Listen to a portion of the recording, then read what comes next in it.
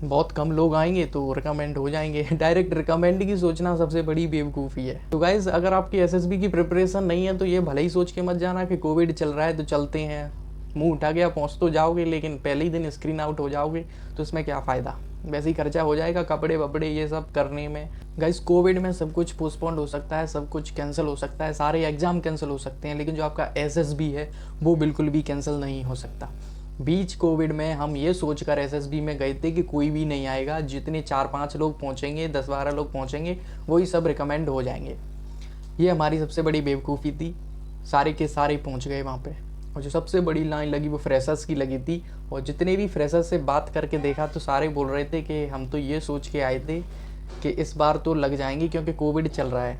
So guys, वैसे तो ये फेमस बात है कि एसएसबी के लिए जितने भी फॉर्म फिल किए जाते हैं उतने लोग अक्सर पहुंचते नहीं हैं, लेकिन क्योंकि कोविड के बारे में सोच के पहले क्या है, ईमेल दे देते हैं फॉर्म में, तो हम सब की बात हो गई तो सारे कह रहे थे कोई नहीं आएगा एसएसबी में।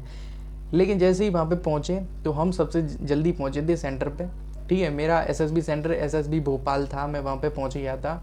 ठीक है, तो हम पहुँच गए थे 5:30 के करीब। वहाँ पे कुछ ही बंदे खड़े थे 6-7। हमने सोचा कि ठीक है भाई, इतने ही आए हैं, बहुत अच्छी बात है, कोविड है। तो 6-7 बंदे देख के हम खुश हो गए। फिर उसके बाद उजाला होता गया, सुबह होती गई और लोग आते गए।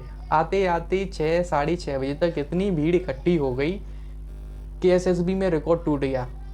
उस बार एसएसबी में बहुत सारे लोग पहुंच गए। ठीक है, सबके बैग ऐसे पैक थे जैसे सारे रिकमेंड होके जाएंगे और 5 दिन यहाँ पे रुक के जाएंगे। तो एसएसबी दिया सब लोगों ने। कोई तो कह रहा था कि यार मैं वाइट टी शर्ट नहीं ला पाया, वाइट जूते नहीं ला पाया, अभी खरीद लेंगे। तो ऐसा लग रहा था जैसे सबका एसएसबी यहाँ पे क्लियर होने वाला है और अब तो डायरेक्ट रिकमेंड ही होंगे। सो गाइस, ये बहुत बड़ी बेवकूफ़ी थी हम लोगों की कि हम ये सोच के गए थे कि कोविड है तो ऐसा नहीं होगा। जो एसएसबी के जो एस्पिरेंट होते हैं वो, उनमें बहुत सारा डिसिप्लिन भरा हुआ होता है, वो पागल नहीं होते। 15 ऑफिशियल लाइफ क्वालिटीज़ के चलते वो ये सब करते हैं।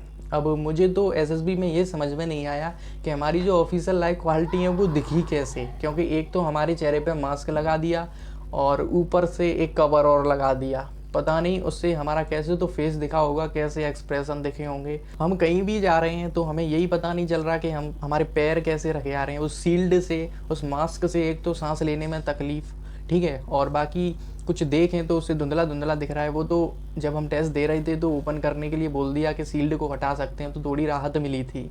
किसी से कुछ बोल रहे हैं तो सील्ड में से आवाज़ गूंज रही है और पता नहीं क्या दिक्कत थी, लेकिन पता नहीं कैसे पता चला होगा लोगों को कि ये कैसा बोल रहा है, इसके एक्सप्रेशन कैसे हैं, और सुनाई भी दे रहा होगा कि नहीं दे रहा होगा उस मास्क से, उस सील्ड से। तो कोविड में एसएसबी कराना मुझे तो नहीं लगता कि अच्छी बात होगी। और बाकी बहुत सारे लोग सोच के आए थे कि इस बार तो रिकमेंड होके जाएंगे, फिर बाद में वो अपने अपने घर चले गए। तो फिर एक एक करके बातें उगल रहे थे कि ऐसा ही होना था। हमने तो सोचा था कि बहुत कम लोग आएंगे तो रिकमेंड हो जाएंगे। डायरेक्ट रिकमेंड की सोचना सबसे बड़ी बेवकूफ़ी है। तो गाइज़, अगर आपकी एसएसबी की प्रिपरेशन नहीं है तो ये भले ही सोच के मत जाना कि कोविड चल रहा है तो चलते हैं, मुंह उठा गया पहुंच तो जाओगे लेकिन पहले ही दिन स्क्रीन आउट हो जाओगे तो इसमें क्या फ़ायदा। वैसे ही खर्चा हो जाएगा कपड़े वपड़े ये सब करने में। बस इतनी सी बात थी जो मैं आपके साथ शेयर करना चाहता था। बाकी thank you so much video देखने के लिए, और भी मेरा फुल एक्सपीरियंस शेयर किया है मैंने यूट्यूब चैनल पे, तो आप जाके देख सकते हो। Thank you guys.